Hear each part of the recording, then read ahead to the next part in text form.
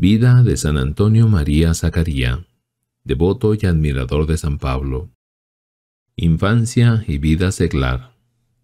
Sus padres fueron Lorenzo Zaccaría, noble de Cremona, y su madre Antonia Pescaroli. Se casaron el 2 de febrero de 1501, fiesta de la Virgen de la Candelaria. Eran ricos y tenían terrenos y un comercio de telas de lana con almacén y tienda en la plaza mayor de la ciudad. Su casa era grande. En ella vivía la madre de Lorenzo, Elisabetta Pasquali, que era viuda. 2 hermanas y un hermano mayor, Pasquale, con su respectiva familia de esposa y 4 hijas. Antonio María nació en Cremona, en la parroquia de San Donato, probablemente en 1502, aunque no se sabe la fecha exacta, ni siquiera del día de bautismo, ya que los libros bautismales de ese templo desaparecieron. Cuando Antonio María tenía pocos meses, en febrero de 1503, murió de improviso su padre. No sabemos de qué enfermedad. Lo enterraron en la iglesia de San Cosme y San Damián de Cremona. Su madre quedó viuda con solo 18 años y se dedicó totalmente a la educación cristiana de su hijo, inculcándole la devoción al crucifijo y a la Virgen Dolorosa.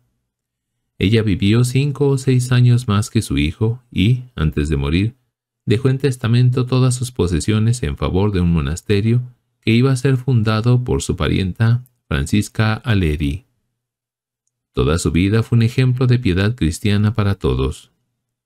El padre, Pablo Castelli, declaró que desde los 3 años Antonio María daba señales de piedad.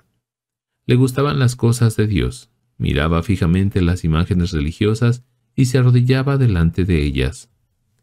Cuando Antonio María tenía 10 años, iba frecuentemente a la iglesia y cuando había sermón, le gustaba repetirlo en casa delante de los empleados. Un día de invierno, al salir de la escuela, encontró por la calle a un mendigo semidesnudo que temblaba de frío y, sin pensarlo 2 veces, se quitó el manto que llevaba puesto y se lo dio al mendigo. Era tan generoso con los pobres que le propuso a su madre que no le pusiera nunca más vestidos de seda, sino ordinarios. Lo que se ahorrase pudiera servir para ayudar a los pobres. Después de estudiar sus primeras letras en su ciudad natal de Cremona, en 1517, a los 15 años, fue a estudiar a Pavía, donde tenía algunos parientes. Allí estudió 2 años y después se trasladó a Padua para estudiar en su prestigiosa universidad.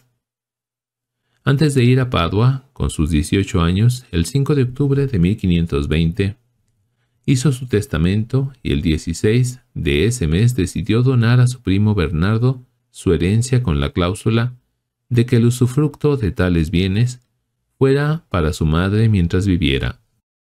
Él se quedó solamente, como decía la ley, con 100 liras imperiales.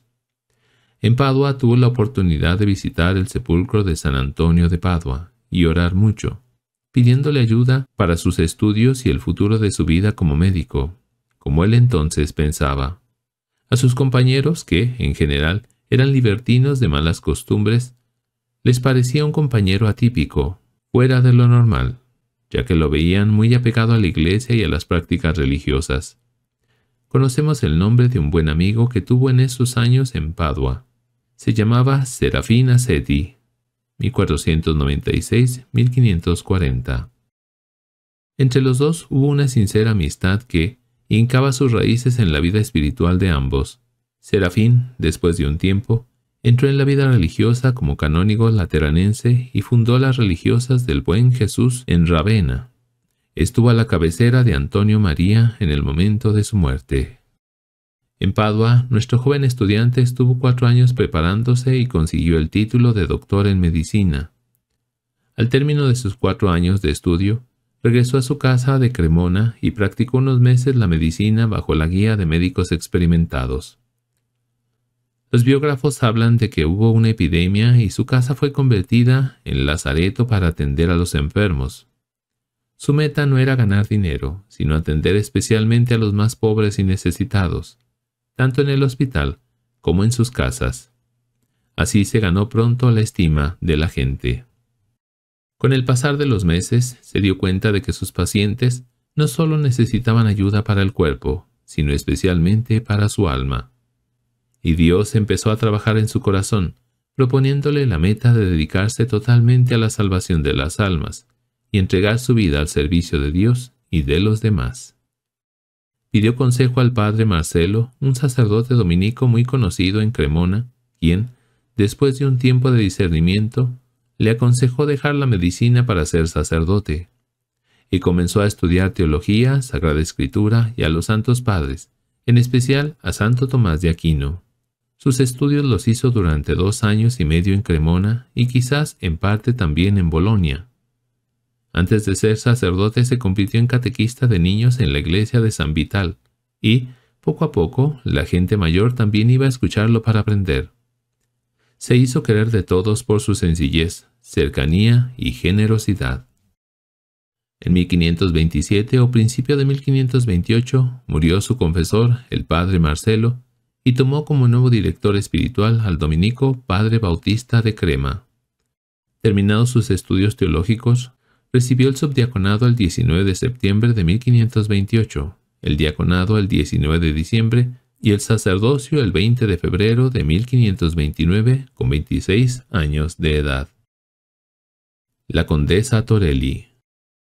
La condesa Torelli era una mujer noble, hija del señor de Guastalla. Se había casado a los 18 años con Luis Stanga de Cremona, pero se murió su madre, un hijo apenas de unos meses y, después de 3 años de casados, su esposo.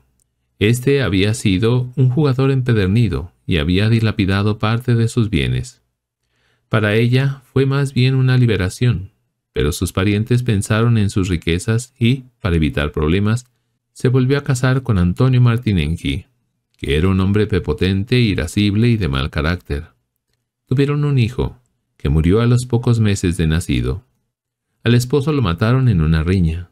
Ella cuidó y educó a una hija de Martinenchi y ayudaba a los pobres, pero todavía le atraía el ambiente de la corte. Su director espiritual, el padre Bautista de Crema, le hizo reflexionar sobre la brevedad de la vida, y ella decidió no casarse de nuevo. Se quitó los lujos, dejó las fiestas y quiso vivir con sencillez, tomando por modelo a Santa María Magdalena, la pecadora, y a Santa Isabel de Hungría, que al quedar viuda se había dedicado a obras de caridad. En 1530 abrió en Milán, junto a la Basílica de San Ambrosio, una casa para mujeres que querían cambiar de vida. Un día fue a oír predicar a Antonio María en Cremona, en la iglesia de San Vital. Habló personalmente con él y lo invitó a Guastalla, para cambiar a la gente como había cambiado a muchos de sus compatriotas de Cremona. Cuando Antonio María llegó a Guastalla, no perdió el tiempo. Comenzó, como en San Vital de Cremona, a dar catecismo a los niños y así, poco a poco, se fueron reuniendo los mayores para oírlo y fueron creciendo quienes lo buscaban para confesarse. Uno de los méritos de Antonio María fue conseguir la paz en Guastalla. Él predicaba siempre la paz entre bandos contrarios, pero esta vez hubo problemas, por querer vender la condesa sus propiedades. Ella se había comportado siempre como una madre con todos, y todos la estimaban mucho. Pero al saber que vendía sus derechos y que en el juicio, entre 2 sobrinos suyos, la justicia de Roma le había dado la razón contra el conde Marcantonio Torelli, la gente no aceptó esta sentencia y fue castigada con entredicho, consistente en la prohibición de tener misa o participar en ceremonias religiosas. El padre Antonio María podía celebrar misa, porque tenía privilegio de usar altar portátil. Reunió a la gente en el castillo y comenzó con todos una serie de oraciones públicas. Pudo hablar con los 2 bandos contrarios y, como la gente se fiaba de él, se llegó a una solución digna para todos. Los ánimos se calmaron y pudo predicar y confesar sin descanso durante varios días, y todos quedaron contentos con la paz. La condesa compró en la parroquia de Santa Eufemia de Milán 24 casas de mala fama porque estaban dedicadas a la prostitución y transformó el sitio en un lugar de oración, construyendo un convento para mujeres. El convento en que vivían anteriormente, cerca de la iglesia de San Ambrosio, se lo cedió al padre Antonio María y a sus compañeros, que tomaron posesión de él en octubre de 1536. La condesa nunca vistió el hábito religioso y no hizo oficialmente los votos, sino en forma privada. De esta manera tenía libertad de acción para dedicarse a administrar sus bienes y vivir en el convento como una religiosa más. En 1551, la Santa Sede ordenó una visita apostólica a las religiosas y se les impuso clausura obligatoria. Ellas la aceptaron de buen grado, pero pidieron a Roma una clausura estricta y que no pudieran vivir entre ellas personas externas por temporadas, como la esposa del gobernador de Milán durante las ausencias de su esposo. También consideraron la situación de la condesa, que había hecho votos privados y, por tanto, debía guardar clausura rigurosa. Le comunicaron esta decisión de Roma, pero la condesa salió del convento y no regresó en la noche como siempre lo hacía. Pasaron algunos días y la buscaron para saber qué pasaba, pero no regresó y, desde entonces, faltó al convento la ayuda económica que siempre ella daba. Compró un terreno cerca del convento de San Barnabá, de Milán, y construyó un colegio. Murió el 28 de octubre de 1569 y fue enterrada en la capilla de la iglesia de San Fidel. Las tres congregaciones. El padre Antonio María, contando con la ayuda de Bartolomé Ferrari y de Santiago Antonio Morigía, considerados cofundadores, y teniendo como madrina y ayuda económica a la condesa Torelli, se lanzó adelante a fundar la obra que Dios le había inspirado. Tuvo la gracia de encontrar en Milán a un ermitaño originario de Cremona, que, a pesar de no ser sacerdote, era llamado padre, como señal de respeto. Se trata de Fray Bueno Lizari. Este ermitaño, después de haber peregrinado a Santiago de Compostela, Roma y Jerusalén, los tres principales lugares de peregrinación de aquel tiempo, había abierto en Cremona un cierto de acogida para huérfanos. Antonio María lo animó a incorporarse a su grupo. Al principio lo acompañaba para fomentar la devoción de tocar las campanas a las 3 de la tarde, en recuerdo de la pasión de Cristo, y también para fomentar la devoción de las 40 horas a Jesús sacramentado. Fray Bueno, por su parte, abrió un centro de acogida para mujeres en dificultades y decididas a cambiar de vida, que fueron alojadas en una casa de las cercanías de Santa Valeria, a poca distancia de la Basílica de San Ambrosio. De este centro de Santa Valeria saldrá con el tiempo el monasterio de las convertidas. Pronto se les unió el padre Francisco de Leco y el laico Santiago de Casey. La finalidad del nuevo grupo, además de catequesis, predicación y confesiones, era visitar a los enfermos en los hospitales y en las casas, socorrer a los pobres y cuidar a los jóvenes de los peligros de la calle. Por su parte, Antonio María animaba a Ferrari a hacerse sacerdote, aunque estaba dudoso. Por fin, Fray Bautista de Crema lo convenció y el día de Pascua de 1532, Bartolomé Ferrari fue ordenado sacerdote. En 1535 también Morigia se ordenó sacerdote. Los sacerdotes del grupo celebraban misa todos los días y rezaban el oficio divino. Cada día debían hacer 2 horas de oración y tener un tiempo para estudiar teología, lectura de libros sagrados y, en especial, las cartas de San Pablo. El Papa Clemente VII, el 18 de febrero de 1533, en Bolonia, firmó el breve de aprobación de la nueva congregación. Pablo III, en 1535, los llama clérigos regulares de San Pablo, aunque, entre ellos, todavía durante un tiempo continuaron llamándose hijos de San Pablo. El Papa les concedió el poder hacer la profesión de los 3 votos de castidad, pobreza y obediencia, la facultad de vivir en comunidad y la posibilidad de darse normas para regir su vida religiosa.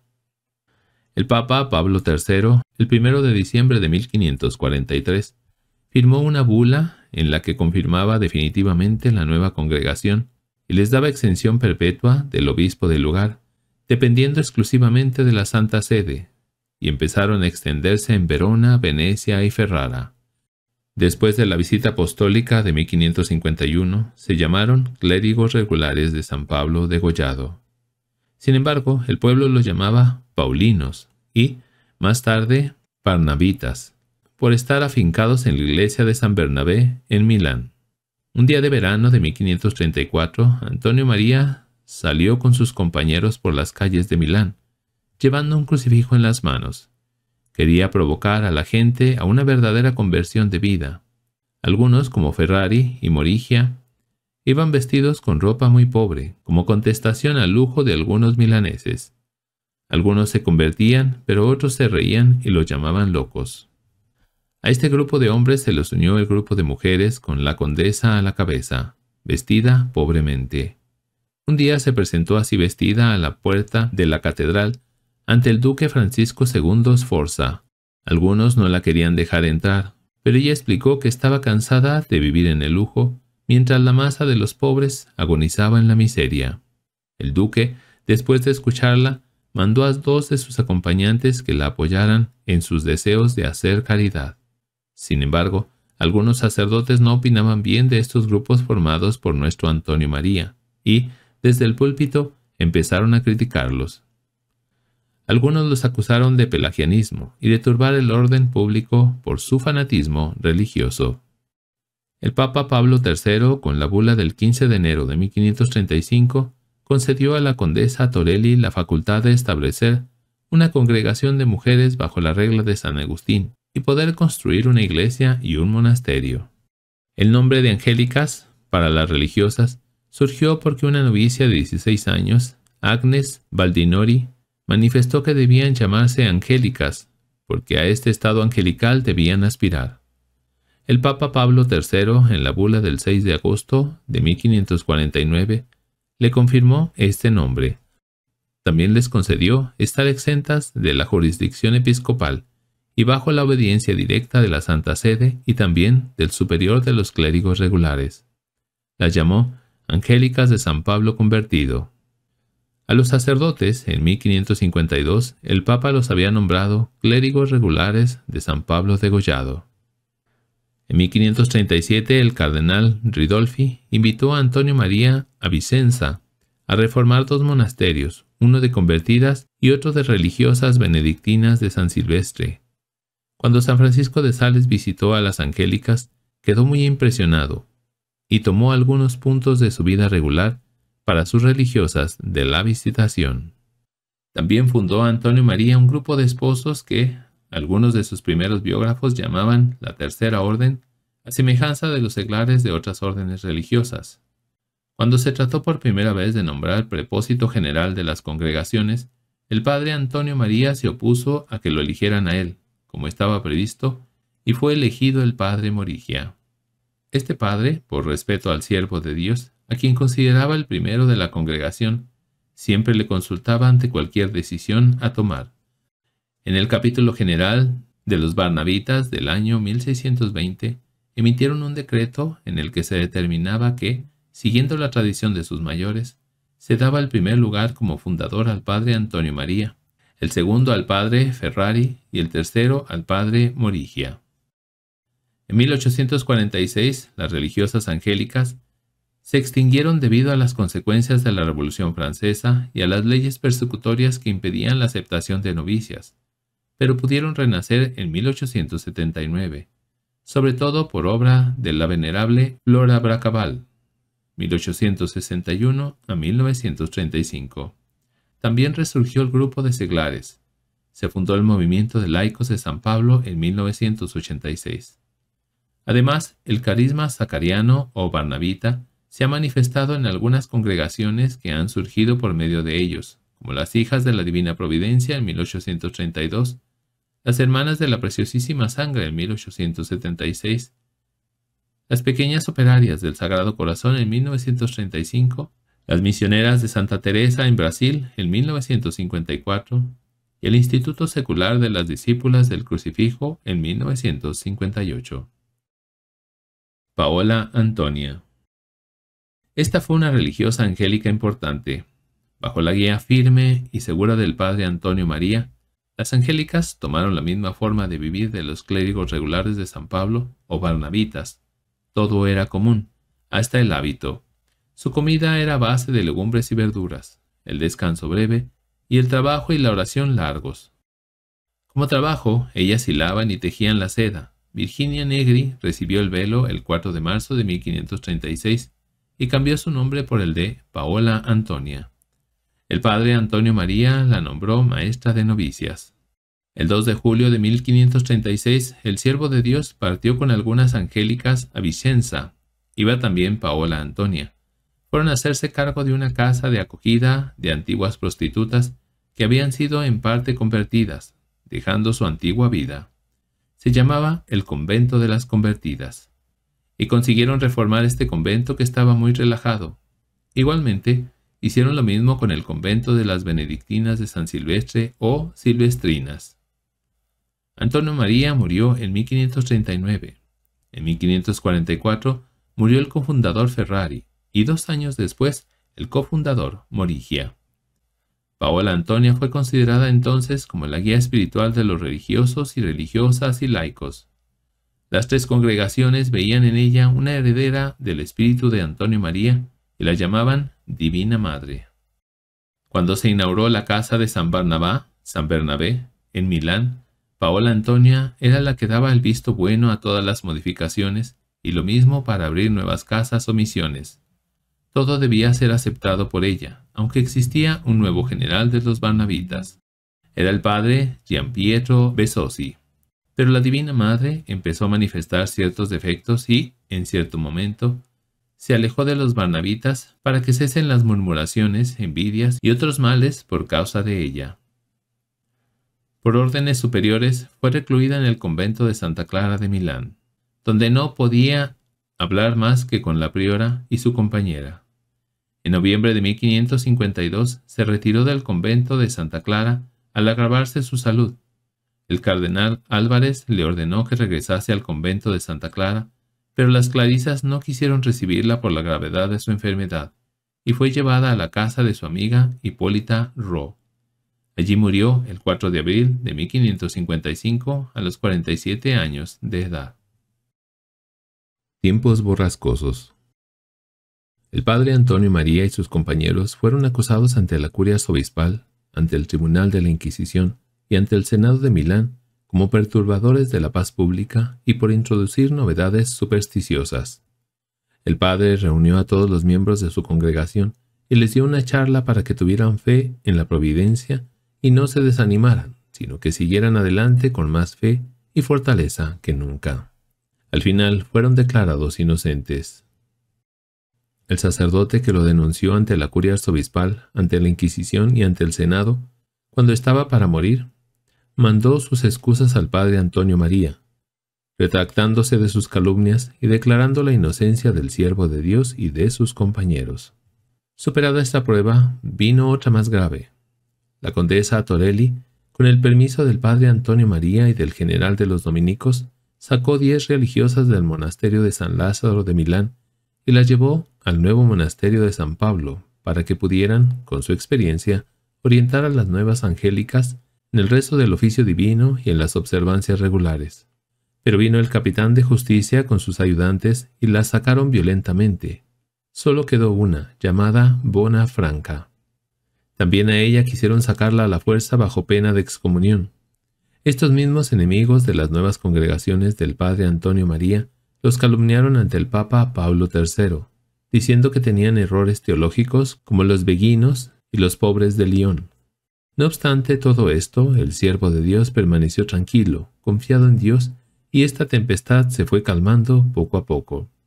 A principios de 1551, los barnabitas, las angélicas y las parejas de esposos fueron acusados de espionaje por el gobernador de Milán, Ferrante Gonzaga.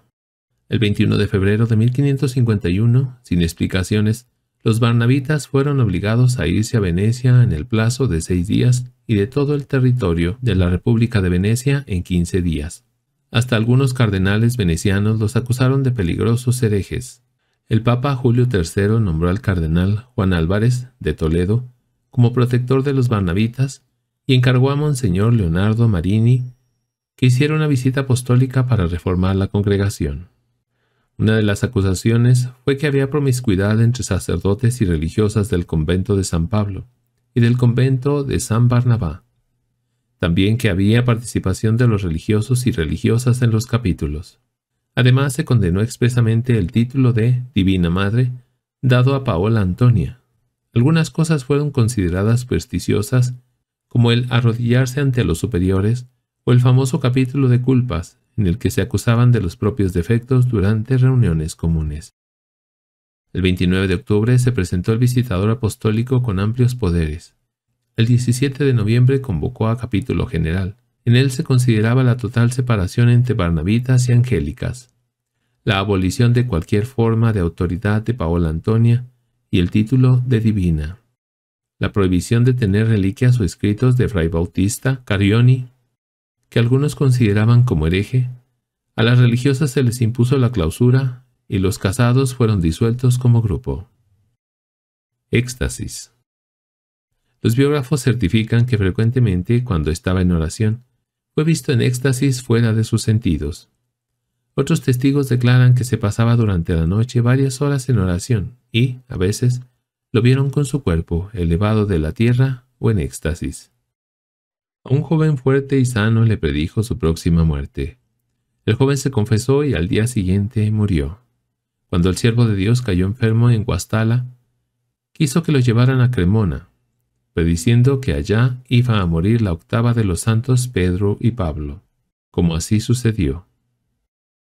Un día vio al maestro de novicios instruyendo a 2 novicios, y él, volviéndose al maestro, le dijo que uno sí prosperaría, pero que del otro no se podía esperar nada. Y así fue, porque uno de ellos perseveró, mientras que el otro regresó al mundo. Conocimiento sobrenatural. Tenía conocimiento sobrenatural y descubría a los suyos sus más secretos pensamientos. Veía cosas lejanas y conocía cuánto se hacía y se decía en el convento de las Angélicas de San Pablo. A 2 penitentes, al confesarse, les manifestó un pecado oculto que habían callado, como ellos mismos dijeron. Un día confesaba a un novicio que había callado un pecado por vergüenza, y él le dijo: «¿No te acusas de tal pecado?». Y el joven reconoció su pecado. También conoció y corrigió los defectos de la famosa Angélica Negri, que no se descubrieron sino varios años después, y vio el principio de su ruina, cuando por otros grandes hombres era tenida por una gran santa. Cuando estuvo en Vicenza, predicó a las religiosas de San Silvestre y a las del convento de Santa María Magdalena, de las convertidas, y les manifestó sus faltas de observancia, como si las hubiera visto estando presente. Apariciones. Cuando el padre Antonio María estaba ya en Cremona, en casa de su madre a punto de morir, dieron aviso a la madre maestra Paola Antonia, que estaba en Vicenza, y le reveló que se le había aparecido Santa Catalina de Siena y Santa Inés, y que el Señor quería que se muriese. Antes de morir se le apareció también el apóstol San Pablo visiblemente, y le dijo que tomase la regla de San Agustín por fundamento de su congregación. Por esto se pintó un cuadro con la aparición de San Pablo, que llevaba en las manos la regla de San Agustín, que tiene escritas estas palabras: «Los que sigan esta regla, que la paz y la misericordia de Dios sea con ellos». Poder sobre los demonios. Tenía poder sobre los demonios. El siervo de Dios hizo preparar la casa que le había donado la condesa Torelli, junto a la iglesia de San Ambrosio de Milán. El demonio quería impedir que vivieran allí sus compañeros, y hacía estrépitos y no los dejaba descansar. El siervo de Dios se rió del maligno y mandó al padre Soresina que fuera a vivir en la casa y ordenara al demonio, en su nombre, que abandonara la casa, como así fue. Eso mismo sucedió con el nuevo monasterio de las Angélicas de San Pablo. Finalmente, cuando ya estaba para morir, el demonio lo tenía con fuertes tentaciones, pero pudo vencerlo, como manifestó al padre Ferrari y al padre Soresina. También expulsó los demonios de las casas infestadas. De ello dan fe todos sus biógrafos. La Eucaristía. Jesús Eucaristía era para el siervo de Dios el centro de su existencia. ¿Cuántas horas se pasaba ante Jesús sacramentado? Antes de celebrar su primera misa, se preparó con un retiro espiritual y una confesión general. Normalmente, al celebrarla, tenía los ojos llenos de lágrimas ante la sublimidad del misterio, aunque no sabemos si veía, como otros santos, a Jesús presente en este sacramento. Lo que sí sabemos, porque fue visto por muchos testigos, es que en su primera misa se vio en la iglesia un coro de ángeles que le asistía. Estos ángeles estuvieron presentes durante toda la misa y fueron vistos por muchos asistentes. Después de su ordenación sacerdotal, sus superiores le encomendaron el ministerio de la predicación. En la iglesia de San Vital predicaba todos los domingos y días de fiesta y la gente decía: «Vamos a oír al ángel de Dios». Algunos le llamaban ángel humano u hombre angélico. Desde niño, su madre le inculcó amor a Cristo crucificado y siempre llevaba un crucifijo. Cuando daba alguna charla a las religiosas angélicas, les solía decir: «Toleren esto por amor al crucifijo», es decir, a Jesús crucificado. También tenía mucha fe en la señal de la cruz y, a veces, sanaba enfermos haciéndoles esta señal en la frente. Sus biógrafos refieren que en Vicenza se le acercó un joven, le hizo la señal de la cruz en la frente y éste sintió un fuego tan intenso en su interior que le movió a ser mejor persona en adelante. Por otra parte, su amor a Jesús de Eucaristía le llevó a fomentar en todas partes las visitas a Jesús durante la exposición de las 40 horas. Según algunos, esta devoción fue fundada por el capuchino José de Ferno, pero hay otras opiniones sobre quién la fundó. Lo que sí podemos decir con certeza es que Antonio María fue un gran promotor de esta devoción. Normalmente se hacía solamente 4 veces al año y conservaba un carácter privado a los pies de un altar ante el Santísimo Sacramento, y sin que estuviera expuesto el Santísimo. Antonio María fomentó la adoración de las 40 horas ante la hostia consagrada, expuesta de modo solemne, con muchas flores y luces, y, además, de modo continuo y perpetuo, organizando la adoración en diferentes iglesias. Por esta devoción eucarística de las 40 horas, algunos han llamado a Antonio María un santo eucarístico. Además fomentó entre los religiosos y religiosas la comunión diaria, cosa inusual en aquellos tiempos. Así combatía la tibieza y la relajación de las costumbres, consiguiendo abundantes conversiones y frutos espirituales. Amigo de los santos.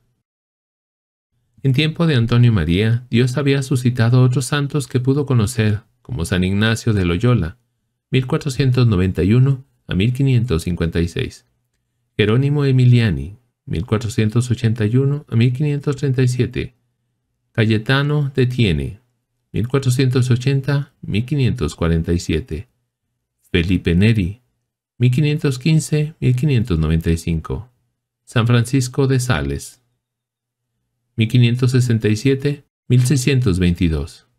Este fue muy amigo y benefactor de los barnabitas. Cuando en 1613 hizo un viaje a Milán para cumplir un voto hecho a San Carlos Borromeo, se alejó en el convento de San Barnabá y pidió a los barnabitas que pudieran dirigir un colegio que tenía en Annecy.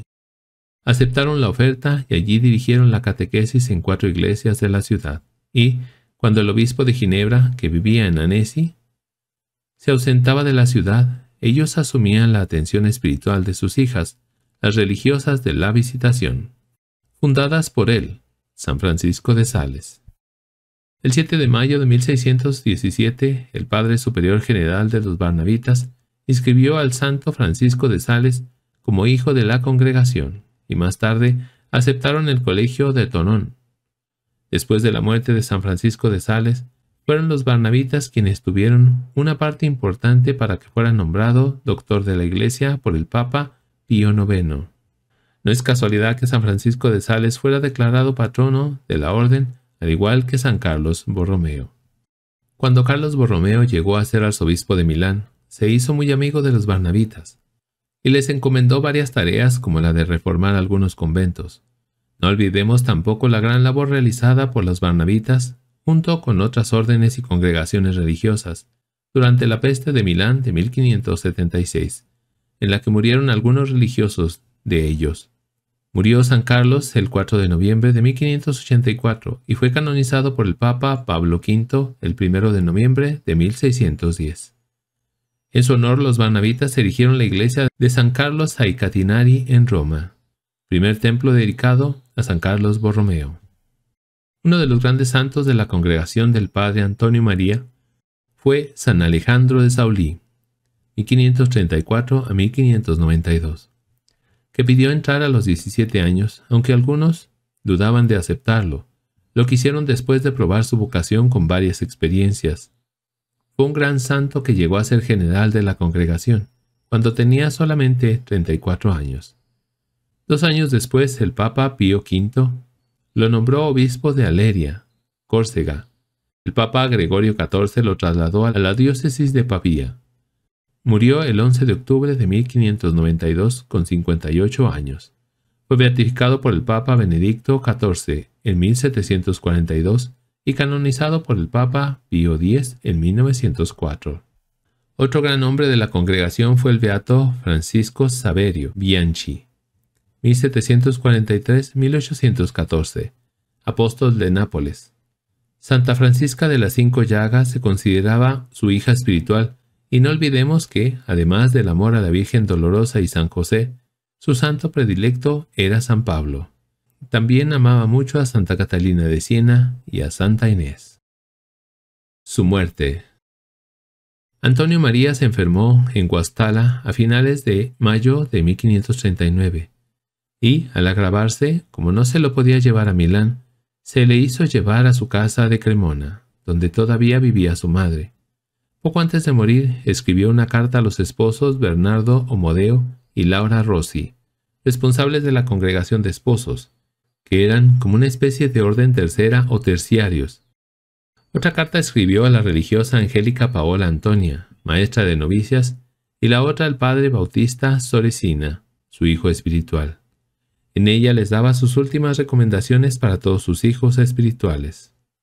En sus últimos momentos de vida tuvo grandes tentaciones del demonio, pero las superó, rechazándolas en el nombre de Dios.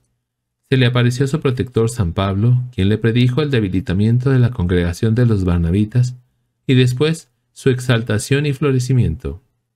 También se le aparecieron Santa Catalina de Siena y Santa Inés. Murió el 5 de julio de 1539 al atardecer, cuando había comenzado las vísperas de la octava de la fiesta de los apóstoles Pedro y Pablo. El señor Casiaguerra se encontraba enfermo al tiempo de la muerte del siervo de Dios, y declaró en el proceso de canonización que tuvo aquella tarde, en 2 oportunidades, la revelación de que el alma del siervo de Dios estaba en lugar de salvación.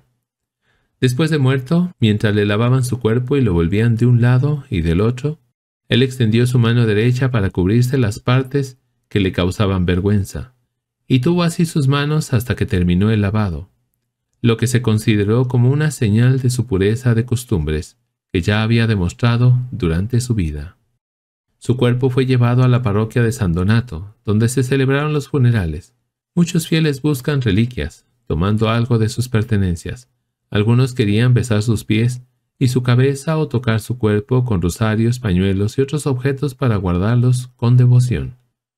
En la parroquia de San Donato estuvo expuesto a la devoción de la gente 2 días. A continuación, lo llevaron a Milán.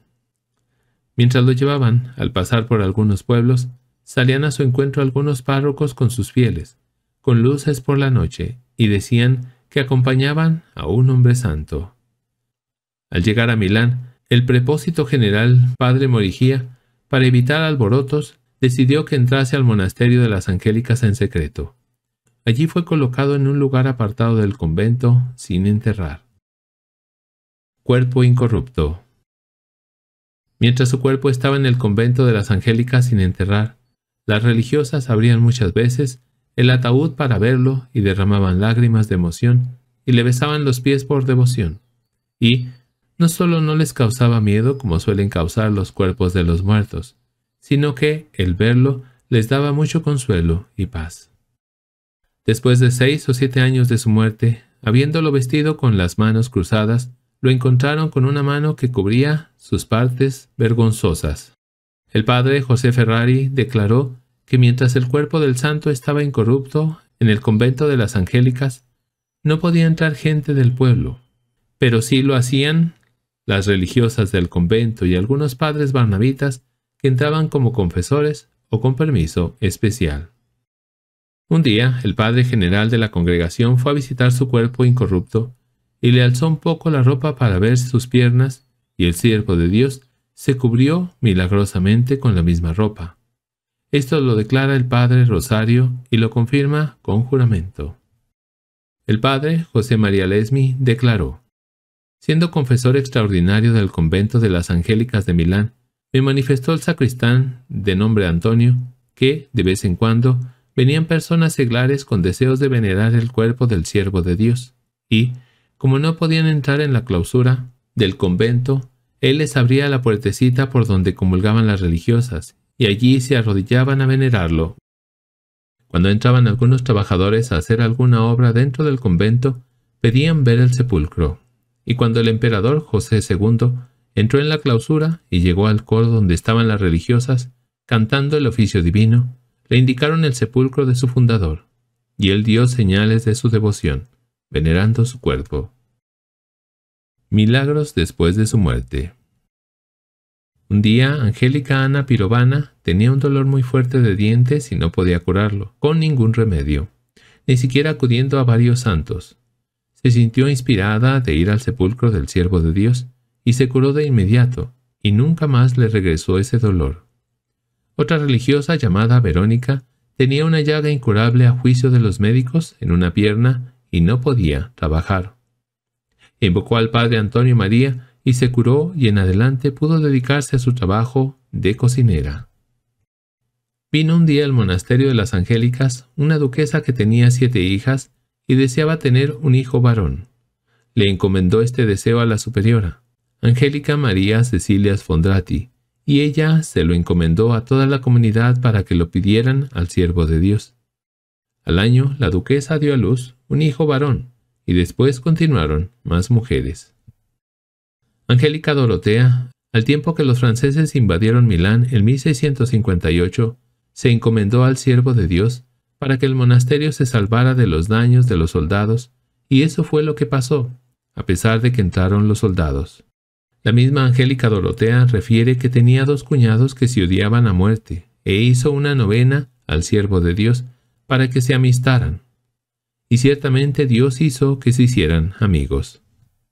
El padre Carlos María Gamberini certifica que el año 1747 sucedió un milagro en una imagen del padre Antonio María del Colegio de San Marino en la ciudad de Crema.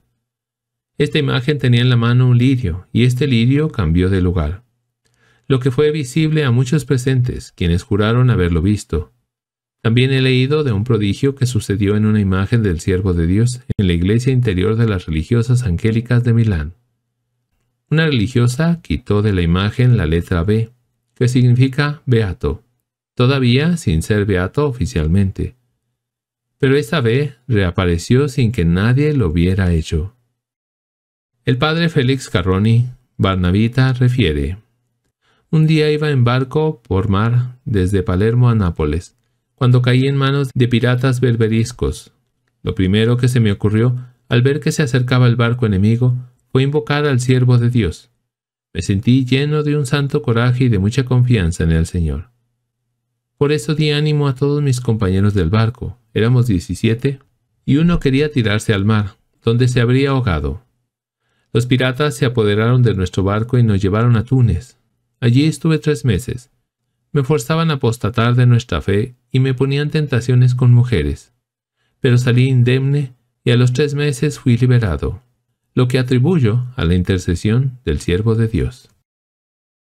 Milagros para la congregación. Entre 1873 y 1876 ocurrieron los 3 milagros decisivos para su canonización. Los primeros se refieren a 2 miembros de la misma familia. Una joven de 15 años, Paola Aloni, tenía una enfermedad reumática y nerviosa, que le producía fuertes dolores a los riñones, a las espaldas y a la cabeza. Sus tratamientos no resultaron positivos durante 3 años, y en 1856 le vino un tumor maligno a la garganta. Después de ser operada, le salió otro en la axila. Tuvo que estar en cama, pareciendo ya un esqueleto. En 1873 le administraron los últimos sacramentos porque estaba desahuciada. El párroco un día le llevó la comunión y le entregó una reliquia del siervo de Dios, Antonio María, exhortándola a comenzar una novena en su honor. El 25 de mayo, el último día de la novena, se sintió bien, se levantó, pidió de comer y se fue a la iglesia a dar gracias a Dios. Estaba curada. Su hermano, Francisco Aloni, de 12 años mayor, se cayó de un caballo y se fracturó la pierna derecha, no pudiendo trabajar. Con el tiempo se le inflamó tanto la pierna que se le creó un tumor incurable. Fue llevado al hospital de los Hermanos de San Juan de Dios, pero tuvo que salir sin esperanza de curación. Su hermana, que 3 años antes había sido curada, le hizo una señal de la cruz sobre la pierna enferma diciendo: «Por intercesión del venerable Antonio María, Dios te cure de esta enfermedad».